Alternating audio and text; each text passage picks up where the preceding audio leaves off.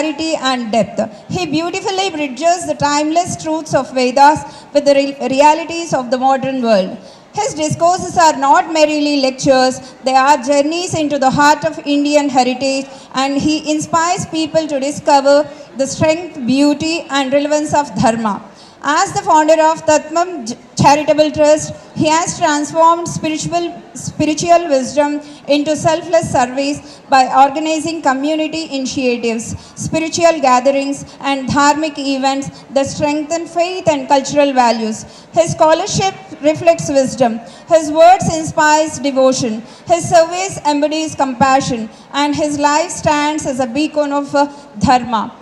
Today we are truly blessed to be in the presence of such a great scholar whose mission is not merely to preserve tradition but to awaken a generation to its timeless value.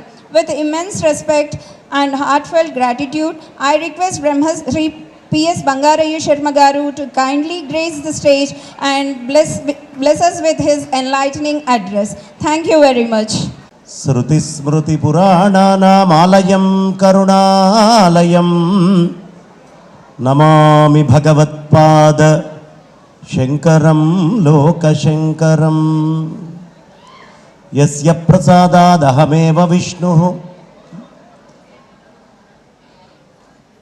ఒక అద్భుతమైన శ్లోకం చెప్తాను నేను సాంస్క్రిట్లో. It is non religious, అందులో కేవలం knowledge మాత్రమే ఉంటుంది. సర్వ వేదాంత సిద్ధాంత గోచరం తమగోచరం గోవిందం పరమానందం సద్గురుం ప్రణతోస్మ్యహం. సో నా ధ్యాన శ్లోకము, దీని అర్థము స్లోగా నేను చెప్పడానికి స్టార్ట్ చేస్తాను. ఐ థింక్ ఇప్పుడు నేను కనెక్ట్ అవుతున్నటువంటి నా ముందున్నటువంటి ఆడియన్స్ అందరూ కూడా మోస్ట్లీ 98% జెన్జీ. ఆమె కరెక్ట్?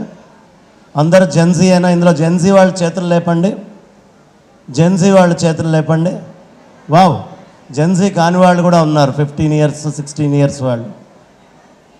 ఒక్కసారి జెన్జీ అందరికీ give a big round of applause. గట్టిగా గట్టిగా.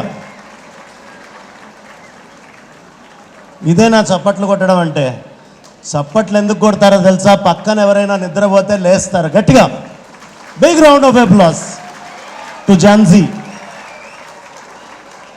ఓకే, నేను ఐఐటిలో ఒక లెక్చర్ ఇస్తున్నా.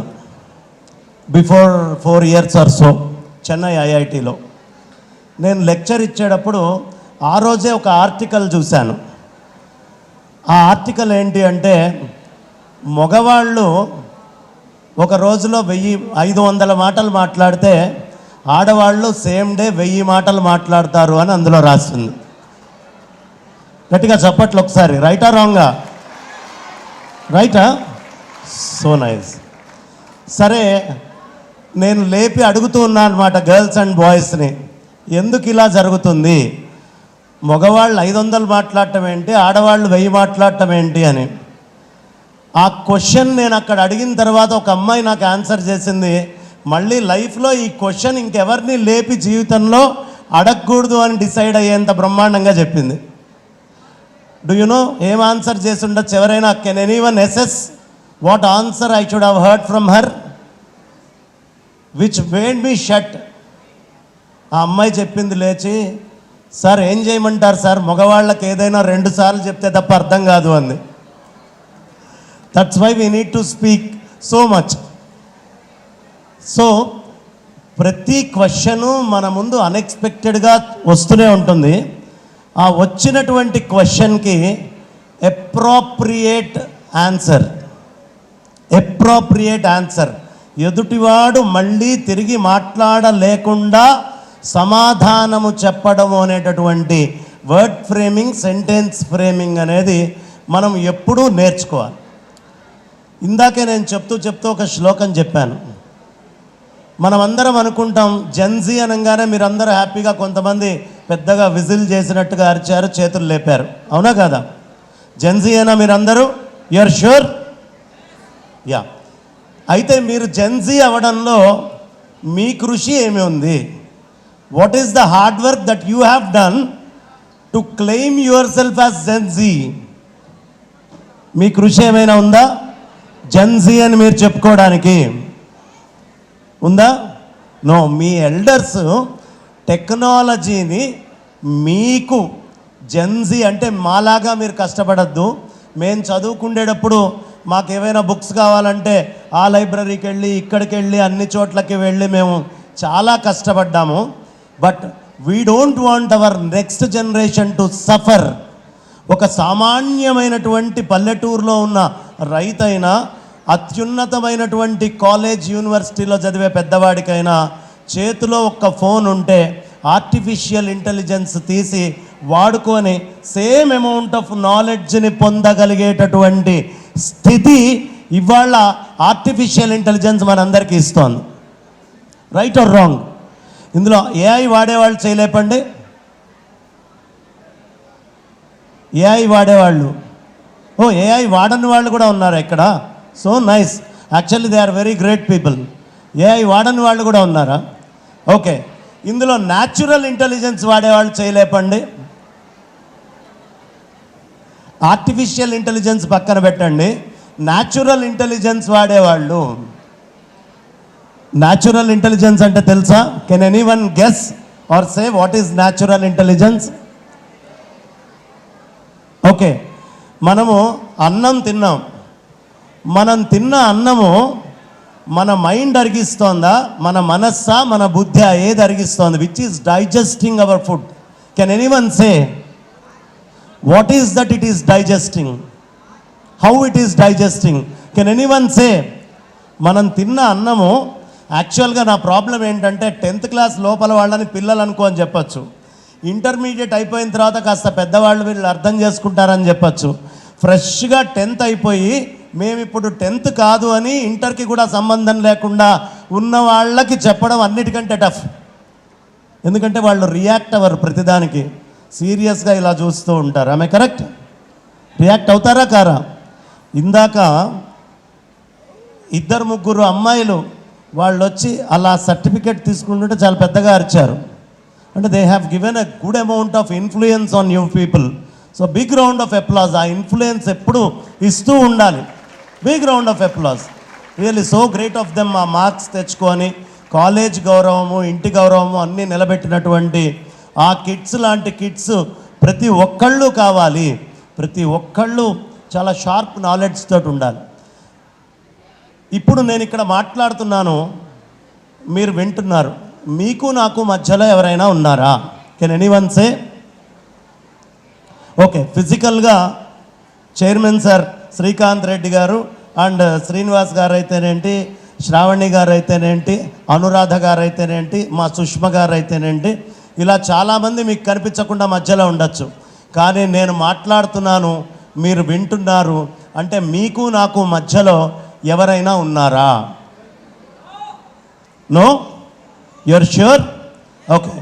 ఇప్పుడు నేను చైనీస్లో మాట్లాడతాను. ఇందులో అర్థం చేసుకోగలిగే వాళ్ళు చేయలేపండి. నాన్ స్టాప్ చైనీస్ లెక్చర్ ఇస్తాను. Can anyone understand what am I saying? లేదు కదా? ఓకే, ఇంగ్లీష్లో చెప్తాను, ఎంతమంది అర్థం చేసుకోగలరు? Wow, fantastic. హిందీలో చెప్తాను, ఎంతమంది అర్థం చేసుకుంటారు? So nice. Urdu? Okay, good, తను లేపింది. So nice. ఉర్దూ కూడా చాలామంది బడా మాజరత్ కా బాత్ హై తో బడియా బాత్. సో ఇప్పుడు మీరు అర్థం చేసుకుంటున్నారు నేను చెప్తున్నాను అంటే మధ్యలో ఎవరున్నారో తెలుసా? చిన్నప్పుడు పుట్టినప్పుడు బేస్ నాలెడ్జ్ లేకుండా పుట్టినటువంటి మనకి ఒక పేరు పెట్టి అర్థం చేసుకునేట్టు ఆ నుంచి బండిరా దాకా A to Z ఆల్ఫాబెట్లు నేర్పించినటువంటి మన తల్లిదండ్రులు, మన గురువులు, సొసైటీ, ఈ మొత్తము మీకు నాకు మధ్యలో ఉంది. వాళ్ళు నాకు నేర్పించబట్టి నేను మాట్లాడుతున్నాను, వాళ్ళు మీకు ఈ లాంగ్వేజ్ నేర్పించబట్టి మీరు నేను మాట్లాడేది అర్థం చేసుకుంటున్నారు.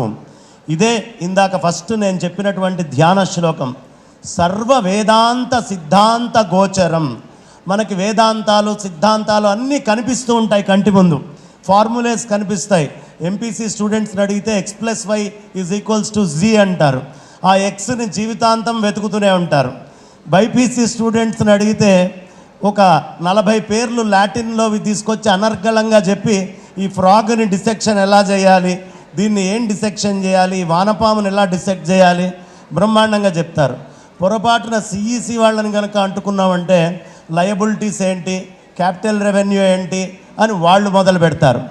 సో డెఫినెట్గా మనకి లాంగ్వేజెస్ అన్నీ అర్థమవుతున్నాయి అంటే మన వెనకాల కనిపించనటువంటి సర్వ వేదాంత సిద్ధాంత గోచరం తం అగోచరం. గురువు ఎప్పుడు కనిపించడమ్మా, లైఫ్లో మనతోటే ఉంటాడు, మన మదర్గా, మన ఫాదర్గా, సొసైటీగా, చుట్టుపక్కల మిత్రులుగా, అందరిగా గురువు మనతోటే ఉంటాడు. కానీ తానెప్పుడూ కనిపించాడు. సర్వ వేదాంత సిద్ధాంత గోచరం తం అగోచరం. అలాంటి నా గురువైన గోవిందం పరమానందం సద్గురుం ప్రణతోస్మ్యహం. ఎప్పుడైనా సరే ఏ సెషన్ స్టార్ట్ చేసినా ఇవాళ నేను అర్థం చేసుకోవడానికి, నీ మాట్లాడేటటువంటి విషయాల్ని గ్రహించడానికి కారణమైనటువంటి ఆ గురువు ఎవరైతే నాకు కనిపించకుండా ఉన్నాడో ఆయనకి నేను నమస్కరిస్తున్నాను అని ఎప్పుడూ మనస్సులో మనం నమస్కారం చేసుకోవాలి. Give a big round of applause whoever taught you knowledge till today and even in future who is going to teach you. Big round of applause. I was expecting very loud. Okay, louder. So గురువులు కనిపించారు. AI వచ్చిన తర్వాత మనం నేర్చుకోవాల్సింది ఏంటి అంటే questioning. AI కూడా appropriate question చేయకపోతే ఆన్సర్ చేయదు. మీరు ఏం అడిగారో అక్కడ దాకానే అది టైలర్ మేడ్ లాగా తయారు చేస్తుంది నాలెడ్జ్ని. కానీ ఆ టైలర్ కూడా మనం ఏం అడుగుతామో దానికి తగ్గట్టే మన డ్రెస్ని కుడతాడు. గుర్తుంచుకోండి, టైలర్ దగ్గరికి వెళ్ళి మీరు జస్ట్ నాకు కుట్టివ్వండి అంటే కుట్టాడు. I want so many things ఉంటాయి. ప్రతి చిన్న మైన్యూట్ థింగ్ని మనం అడిగితే ఒక టైలర్ ఎలా కుట్టిస్తాడో అలా ఏఐని కూడా వాడుకుండేటప్పుడు మనం గుర్తుంచుకోవాల్సినటువంటివి రెండు: లర్న్, అన్లర్న్. ఏం చెప్పాను? Learn, unlearn. ఏమి నేర్చుకోవాలో తెలియాలి, ఏమి వదిలిపెట్టాలో తెలియాలి. ఏఐలో ఏది వదిలిపెట్టాలో తెలియకపోతే నరకం చూపిస్తుంది ఏఐ ఒక్కొక్కళ్ళకి. ఐఎమ్ ష్యూర్, రాసి పెట్టుకోండి. ఏఐలో ఏం లర్న్ చేయాలో తెలియాలి, ఏది అన్లర్న్ చేయాలో తెలియాలి. ఏఐ వచ్చాక చాలామంది భయపడుతున్నారు. ఇప్పుడు ఉన్నటువంటి కిడ్స్ యాక్చువల్గా అమ్మో మొత్తం సాఫ్ట్వేర్ ఇండస్ట్రీ అంతా పడిపోయింది. ఒకప్పుడు మొదట్లో మనకి ట్రెడిషనల్గా వచ్చినప్పుడు మనందరికీ తెలుసు, కంప్యూటర్స్ రాగానే పెద్దవాళ్ళు అనుకునేవాళ్ళు కంప్యూటర్ 10 మంది చేసే పని ఒకటే చేస్తుంది, అన్ని ఉద్యోగాలు పోతాయి అని భయపడ్డారు. But computer has really given a lot of revenue to this country and entire globe. ఇక్కడి నుంచి చాలామంది ప్రొఫెషనల్స్ మనకి అక్రాస్ ద గ్లోబ్ పనిచేయడానికి వెళ్ళారు. ఇండియా నుంచి అన్ని ఫెసిలిటీస్ కంప్యూటర్ ఇచ్చింది. ఇప్పుడు ఏఐ కూడా అదే. ఏఐని చాలామంది అనుకుంటున్నారు జాబ్స్ ఒరకిల్లో అన్నిట్లో వెళ్ళిపోతున్నాయి, నెక్స్ట్ ఫ్యూచర్ ఎట్లా అని. యాక్చువల్గా ఏఐ మనం కనుక ఇన్నోవేటివ్గా ఆలోచిస్తే చాలా జాబ్స్ క్రియేట్ చేస్తుంది. ఇది నేను మీకు ఎందుకు చెప్తున్నాను అంటే ఈ దిశానిర్దేశంతో చదువుకోవడం నేర్చుకోవాలి. ఎలా అంటే పైన ఫ్యాన్ తిరుగుతుంది, ఫ్యాన్లో మనకి ట్రెడిషనల్గా తెలిసిన స్పీడ్స్ ఎన్ని 1 2 3 4 5 ఈ స్పీడ్స్లో ఫ్యాన్ తిరుగుతుంది. కానీ ఇప్పటిదాకా వరల్డ్లో మన బాడీ టెంపరేచర్ అర్థం చేసుకొని తిరిగేటటువంటి ఫ్యాన్ ఉందా? లేదు. కానీ ఏఐ మీద మనం కృషి చేస్తే this is an innovative idea. ఎలా తయారు చేయాలి అనే విషయం తెలుస్తుంది. ఒక కూలర్ తాను ఇన్నోవేటివ్గా ఈ బాడీకి తగ్గట్టుగా ఎలా మలుచుకోవాలి, టెంపరేచర్స్ని, ఈ బాడీని జాగ్రత్తగా ఉంచుకోవాలి అంటే you can use AI. AI తోటి ఇన్నోవేటివ్ ప్రొడక్ట్స్, మన ట్రెడిషనల్ నాలెడ్జ్, ఒక్కొక్క మొక్క గురించి తెలుసుకోవాలంటే పూర్వం పుస్తకాలు, గురువులు పడి తిరగాల్సి వచ్చేది. ఇప్పుడు జస్ట్ టేక్ యువర్ ఫోన్, దాని మీద ఒక ఫోటో తీయండి, క్లిక్ చేయండి, ఆ మొత్తము దాని యూజెస్, బెనిఫిట్స్, దాని ప్లాంట్ ఎక్కడి నుంచి వచ్చింది, ఈ డేటా అంతా కూడా ఒక్క ఫోన్ క్లిక్లో మనకు వచ్చేస్తుంది. అవునా? అంటే ఏఐ ద్వారా అసలు నెంబర్ ఆఫ్ ప్లాంట్స్, యూజెస్, వీటి కాంబినేషన్స్ని తెలుసుకొని కొత్త ఇన్నోవేటివ్ థింగ్స్ని ఎలా తీసుకురావాలి, బాటనీ స్టూడెంట్స్ అయితే, మ్యాథమెటిక్స్ స్టూడెంట్స్ అయితే ఎలా తీసుకురావాలి, అదే లయబిలిటీస్, అసెట్స్, వీటన్నిటిని కూడా ఏఐ చాలా ఈజీ చేస్తుంది. ఎందుకు అంటే ఏఐ కోడింగ్ మాత్రమే చేయగలదు కానీ బిజినెస్ చేయలేదు. ఏఐ కోడింగ్ చేస్తుంది, ఏఐ బిజినెస్ చేయలేదు. కాబట్టి బిజినెస్ అయినా కోడింగ్ అయినా ముందు మన బ్రెయిన్లో ఉంటుంది ఎవ్రీథింగ్. ఫర్ ఎగ్జాంపుల్ 2014 కంటే ముందు మన చైర్మన్ గారు, give a big round of applause to our chairman sir, very big round of applause. ఆయన ఒక ఇన్స్పిరేషన్ మనకి. ఎందుకో చెప్పనా, ఆ బోత్ వైఫ్ అండ్ హస్బెండ్ ఎందుకు ఇన్స్పిరేషన్ అంటే, ఆయన యూకే వెళ్ళారు, ఎంబీఏ చదువుకున్నారు, తిరిగి మళ్ళీ హైదరాబాద్కి వచ్చారు. వచ్చి అందరిలాగా ఎక్కడో కూర్చొని ఒక సాఫ్ట్వేర్ జాబో, యూకేలోనే ఆయన మంచి జాబ్ చేసేవారు, ఆ జాబో చేస్తూ కూర్చుంటే ఇన్నోవేటివ్నెస్ ఏం లేదు. ఆయన బ్రెయిన్లో ఒక ఆలోచన వచ్చింది. ఫస్ట్ ఆయన బ్రెయిన్లో ఈ ఆలోచన రావడానికి ముఖ్య కారణము not his greatness, his parents. Give a big round of applause to his parents. కారణం, ఇద్దరు బ్రదర్స్ ఉన్నారు, ఒక బ్రదర్ యుఎస్ వెళ్ళారు, ఈయన యూకే నుంచి తిరిగి వచ్చారు. నా పేరెంట్స్ దగ్గర ఒక్కళ్ళైనా ఉండాలి అనేటటువంటి సదుద్దేశ్యంతో he stopped going to UK, he came back, he started this organization namely Veda. Give a big round of applause. నేను కోరుకుండేది ఏంటి అంటే, నా ముందు కూర్చున్నటువంటి ప్రతి పిల్లవాళ్ళు, ప్రతి అమ్మాయి అబ్బాయి, మీరందరూ కూడా ఆయనలాగా ఆంట్రప్రెన్యూర్స్ కావాలి. ఎవడో డ్రీమ్స్లోకి వెళ్ళి ఉద్యోగం చేస్తూ కూర్చోవడం కాదు, మీ డ్రీమ్స్లో చాలామంది ఉద్యోగం చేసేట్టుగా మీరు తయారు చేయాలి. Give a big round of applause to such a person who is an inspiration to us. అయ్యా, మీరు చప్పట్లు కొట్టడానికి మొహమాట పడుతున్నారా? లేదు కదా? వావ్. ఇన్నోవేటివ్ థాట్స్ ఒక్కటి గుర్తుంచుకోండి. 10th అయిపోయిన తర్వాత ఇంటర్మీడియట్కి వచ్చాక మేమేదో ప్రపంచంతో వేరే జనము అనే భావన చాలామందికి వస్తుంది. యాక్చువల్గా ఇక్కడి నుంచే చాలా జాగ్రత్తగా ఉండాలి. ఎందుకు జాగ్రత్తగా ఉండాలి అంటే, మనం ఇదివరకు తల్లితోటో తండ్రితోటో వేరే వాళ్ళతోటో ఇమోషన్స్ షేర్ చేసుకునేవాళ్ళం. కానీ ఇక్కడి నుంచి ఆ ఇమోషన్స్ని షేర్ చేసుకోవడం అనేది తగ్గించుకుంటారు చాలామంది. That is the biggest mistake in life. కారణం, మనం ఎన్కౌంటర్ చేసే కొత్త సైకాలజీస్ ఎలా ఉంటాయి అనేది మన పూర్వీకులైన పెద్దవాళ్ళు ఆల్రెడీ ఎన్కౌంటర్ చేసి ఉంటారు, మనకి తెలియదు. మనతోటి మంచిగా ఉండేవాళ్ళు ఉంటారు, తప్పుగా ఉండేవాళ్ళు ఉంటారు. వీ షుడ్ అండర్స్టాండ్ ఎవరు ఏంటి అని తెలుసుకోవాలి. ఫ్యామిలీ రిలేషన్స్కి టైం ఇవ్వాలి. రెండోది, టైమింగ్ అనేటటువంటిది, టైం మేనేజ్మెంట్ అనేది ఇప్పటి నుంచి చాలా ఇంపార్టెంట్. టైంని ఎలా మేనేజ్ చేసుకోవాలి, ఇది చాలా జాగ్రత్తగా తెలుసుకొని చేయాలి. ప్రతి క్షణము చాలా వాల్యుబుల్. ఒక మనిషి చాలా తక్కువ టైం మీద ఉంటాడు ఈ భూమి మీద. ఎందుకంటే ల్యాక్స్ అండ్ ల్యాక్స్ ఆఫ్ ఇయర్స్లో ఒక 100 years చాలా చిన్నది. ఈ చిన్నదైనటువంటి టైంలో మనం ఇంపాక్ట్ ఎలా క్రియేట్ చేయాలో తెలియాలి. ఒక్కటి గుర్తుంచుకోండి, కెరీర్ గోల్, లైఫ్ గోల్ అని రెండు ఉంటాయి. కెరీర్ గోల్, మీరు చదువుకుంటారు, ఉద్యోగం చేసుకుంటారు, మిగతా పనులన్నీ చేస్తారు. కానీ లైఫ్ గోల్ అని ఒకటి ఉంటుంది. అది ఇంట్లో ఉండే పేరెంట్స్ తోటి, ఫ్రెండ్స్ తోటి, లేదు మనకు కొత్తగా జీవితంలోకి వచ్చేటువంటి వాళ్ళతోటి చాలా జాగ్రత్తగా రిలేషన్షిప్ మేనేజ్ చేసుకుంటూ, ఒక వ్యక్తి మనల్ని కలిసినప్పుడు మనము హర్ట్ అవ్వకుండా, వాళ్ళని హర్ట్ చేయకుండా ఒక లైఫ్ లాంగ్ ఎలా జీవించాలి అనేది చాలా పెద్ద యజ్ఞము.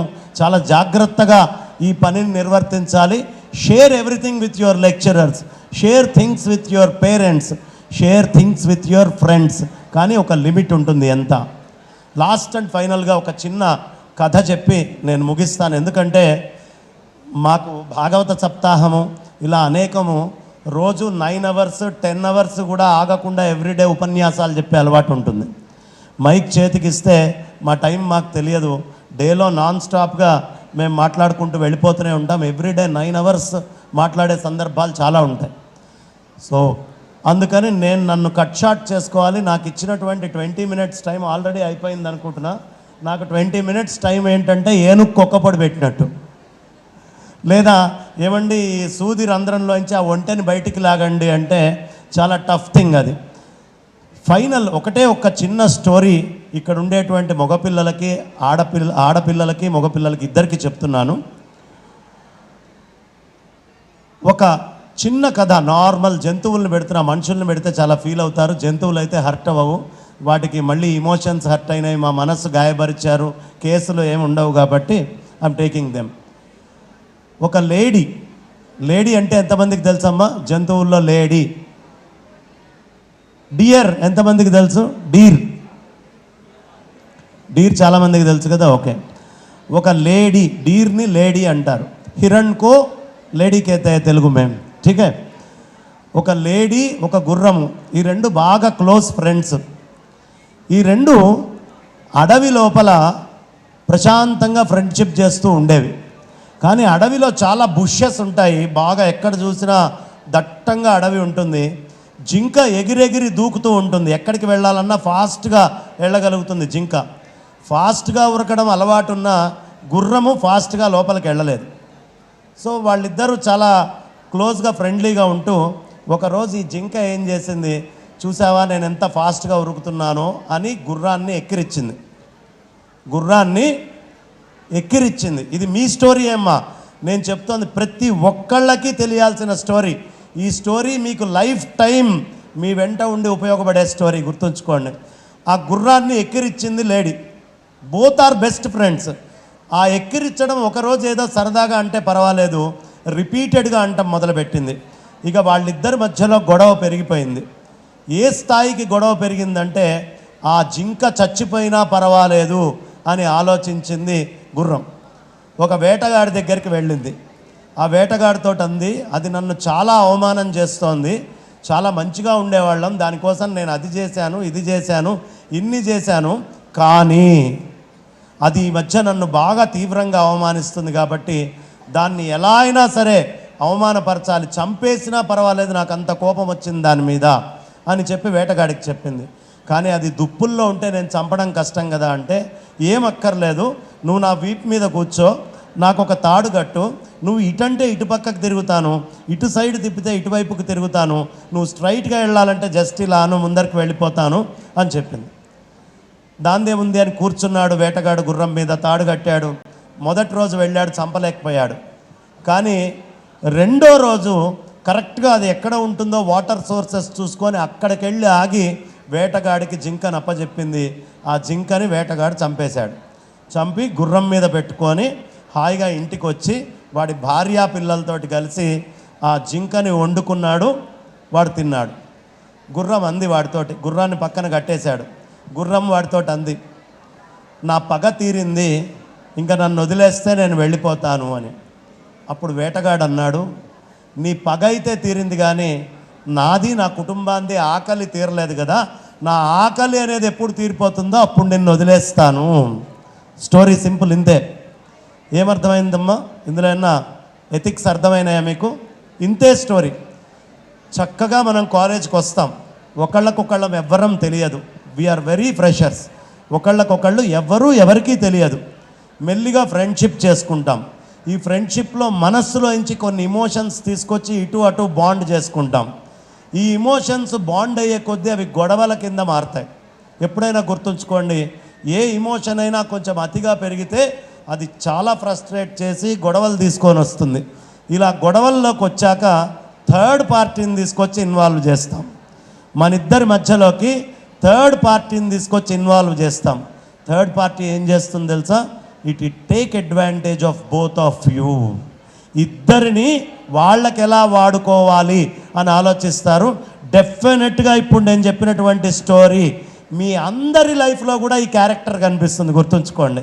నేను జస్ట్ అంటే ఇలాంటి కథలు చాలా చెప్పుకోవచ్చు. ఎక్కడ మొదలు పెడుతున్నాం, ఎక్కడ ఎండ్ చేస్తున్నాం, చాలా విషయాలు మనకు తెలియాలి. సో టైం చాలా ప్రెషియస్. యాక్చువల్గా ఇవాళ ఇక్కడే మనకి వెరీ నియర్ బైలో మాదొక పెద్ద గోశాల ఉంది, ఒక 80 ఆవులు ఉంటాయి. ఆ ఆవుల్ని అన్నిటిని చూస్తూ ఇవాళ అక్కడ పాండురంగడికి రుక్మిణీదేవికి కళ్యాణం ఉంది. నేను డేట్ చూసుకోకుండా ఈ కాలేజ్కి డేట్ ఇవ్వడం జరిగింది. అది మా సుష్మ గారు ఏదో మాయ చేశారు, మా శ్రీకాంత్ రెడ్డి గారు ఏదో మాయ చేశారు. తప్పక నేను టైం ఇచ్చాను, మాట నిలబెట్టుకోవాలి కాబట్టి అక్కడ లైవ్ నడుస్తూ ఉంది. అయినా కూడా ఇక్కడికి వచ్చి I wanted to spend some time, but I'm feeling my self to be very lucky for spending certain moments with all new people really whom I don't know. మీతోటి నేను షేర్ చేసుకున్న దాంట్లో మంచి ఏదైనా ఉంటే అది మా గురువులు నాకు ఇచ్చిందని వాళ్ళకి నమస్కారం చేస్తున్నాను. మీకు నచ్చంది ఏదైనా ఉంటే అది నా తెలివి తక్కువతనంగా గుర్తించి దానికి నాకు ముద్ర వేసేసేయండి అని చెప్తూ థ్యాంక్స్ అలాట్. మీ అందరినీ గొప్ప ఆంట్రప్రెన్యూర్స్గా, ఐఏఎస్లుగా, ఐపీఎస్లుగా, ఐఎఫ్ఎస్లుగా, ఆస్ట్రోనాట్స్గా, లాయర్స్గా, ఇంజనీర్స్గా, డాక్టర్స్గా, భవిష్యత్తులో చార్టెడ్ అకౌంటెంట్స్గా, కంపెనీ సెక్రటరీస్గా మనస్ఫూర్తిగా ఇక్కడి నుంచి చూడాలని కోరుకుంటూ ఆ భగవంతుడిని వేడుకుంటూ వేదిక మీద ఉన్నటువంటి వాళ్ళందరికీ, వేదికకున్న మీ కింద ఉన్న మీ అందరికీ కూడా విజ్ఞాన స్వరూపంగా, నాలెడ్జ్ హబ్గా భావిస్తూ నమస్కరిస్తూ నా వాణికి విరామాన్ని ఇస్తున్నాను. స్వస్తి. Thank you.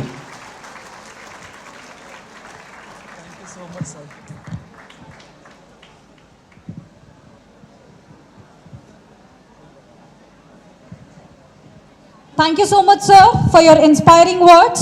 And you have shown how family as an institution will guide us towards our wonderful journey in our life, and have emotional commitment towards the values will lead a happiest life in the world. Thank you, sir. We always remember your motivation. Now it's time for the felicitation ceremony. It's my immense privilege and honor to felicitate our esteemed chief guest, Brahmasri Pasarlapatti Srinivasa Bangaraya Sharma Garu, whose presence today adds immense grace and spiritual significance to Veda Udan 2K26 Freshers Party. To felicitate our esteemed chief guest, as a token of our heartfelt gratitude, we have our principal sir, director ma'am, vice principal ma'am, Sushma ma'am, and the academic head on the dais. Everyone, give a big round of applause. Please, everyone stand. Give a big round of applause. Sir's presence has shown how spirituality is a significance of life.